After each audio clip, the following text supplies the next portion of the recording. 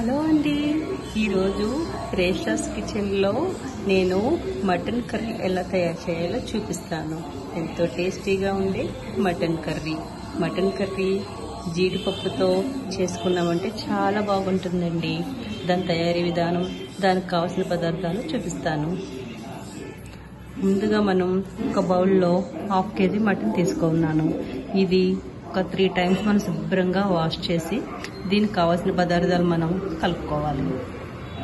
కావలసిన పదార్థాలు: అల్లం, వెల్లుల్లి, ధనియాలు, లవంగాలు, దాల్చిన చెక్క, గసగసాలు అన్నీ వేసి ఒక్కొక్క స్పూన్ అన్నీ వేసి మనం మిక్సీకి పట్టాలండి. ఆ పేస్ట్ని ఇందులో మనం మిక్స్ చేసుకోవాలి. ఇలా తయారు చేసిన పేస్ట్ అండి ఇది. ఈ పేస్ట్ మొత్తం మనం మిక్సీ పట్టుకోవాలి. ఇందులో పసుపు, ఉప్పు, కారం, జీడిపప్పు అన్నీ వేసి కలిపి ఒక 1/2 hour పక్కన పెట్టుకోవాలి.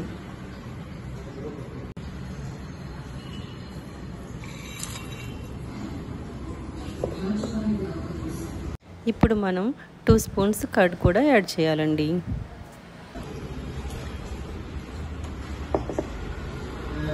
ఇవన్నీ వేసి మనం చక్కగా కలిపి పక్కన పెట్టుకోవాలి.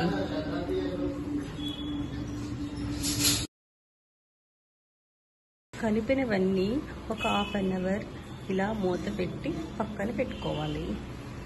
స్టవ్ మీద కుక్కర్ పెట్టుకోవాలి. కుక్కర్ పెట్టుకున్న తర్వాత మటన్ కర్రీ కాబట్టి ఒక 7-8 spoons ఆయిల్ పడుతుందండి. ఆయిల్ బాగా వేడవ్వాలి. వేడైన తర్వాత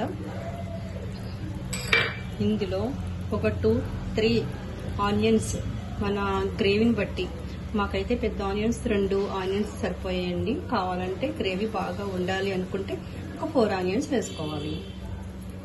నేనైతే పెద్ద ఆనియన్స్ 2 ఆనియన్స్ వేసానండి. ఇందులోనే మనం కర్రీ లీవ్స్ వేసుకోవాలి. కరివేపాకు వేసుకుంటే టేస్ట్ బాగుంటుందండి. మటన్ కర్రీకి టేస్టీగా ఇందులో స్టార్ ఫ్లవర్ వేసానండి. స్టార్ ఫ్లవర్ వేస్తే మటన్ కర్రీ టేస్టీ బాగుంటుంది. ఒక 2 బిర్యానీ ఆకులు వేసుకోవాలండి. ఇవన్నీ వేసుకుని మనం కొంచెం సాల్ట్ వేసుకుని, ఆల్రెడీ మటన్ కర్రీలో మనం 1 spoon సాల్ట్ వేసుకున్నాము. ఆనియన్స్ బాగా మగ్గడానికి ఒక 1/2 spoon సాల్ట్ వేసుకుని బాగా గోల్డెన్ కలర్ వచ్చే వరకు ఫ్రై చేసుకోవాలి. సరే, ఆయిల్ అంతా మంచిగా పైకి వచ్చింది. ఆనియన్స్ కూడా బాగా గోల్డెన్ కలర్లోకి వచ్చాయి. ఇప్పుడు మనం కలిపి ఉంచిన మటన్ మిశ్రమం అంతా ఇందులో కలుపుతాం. చూసారా, ఇంతకుముందు 1 spoon కారం వేసాను, ఇప్పుడు ఇంకొక స్పూన్ కారం వేసానండి. ఇదంతా బాగా కలపాలి. బాగా కలిపిన తర్వాత ఏం చేయాలంటే ఒక చిన్న గ్లాసులు వాటర్ అయితే సరిపోతుందండి. ఎక్కువ అవసరం లేదు.